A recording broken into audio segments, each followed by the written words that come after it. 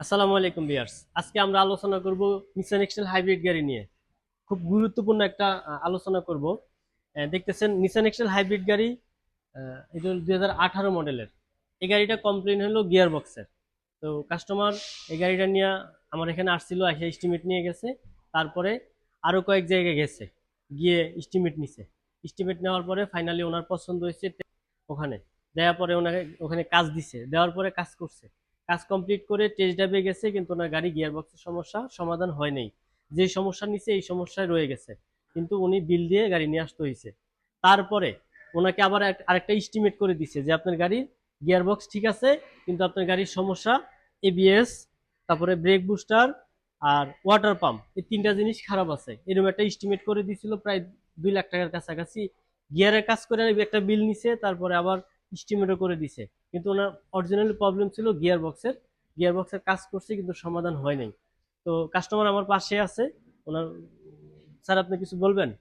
হ্যাঁ, আসসালামু আলাইকুম।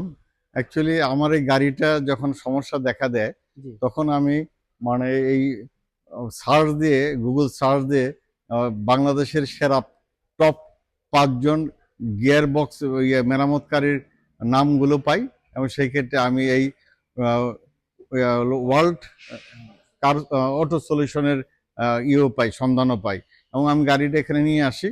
তবে সে এস্টিমেট দেয়, হ্যাঁ আপনার গিয়ার বক্সেরই সমস্যা, এবং যে প্রবলেমগুলো আছে এই প্রবলেমগুলো গিয়ারবক্সের কাজ শেষ করলেই এটা সমস্ত সমাধান হয়ে যাবে। জি। তবে আমার সত্যিকার অর্থ আর কথাটা তেমন বিশ্বাসনীয়, আর গেট আপ দেখেও আমার ওইরকম হয়নি, কারণ এত অল্প বয়সে ও এত বেশি এক্সপার্ট, এটাও আমার চিন্তা হয়নি।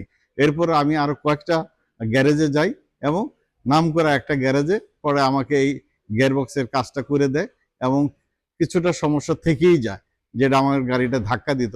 এবং তারা বললো যে এটা গিয়ার বক্সের সমস্যা না, গিয়ার বক্সের যত প্রবলেম ছিল আমরা সলিউশন করে দিছি।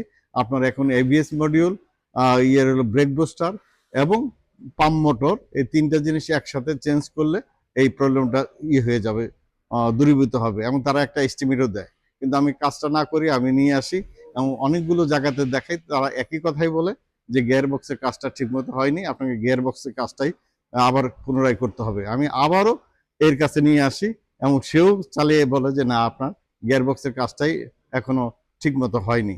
সে আলহামদুলিল্লাহ, আমার ড্রাইভার আজকে অনেক কিলোমিটার চালাইছে, যে সমস্যাটা ছিল সেই সমস্যাটা আর নাই।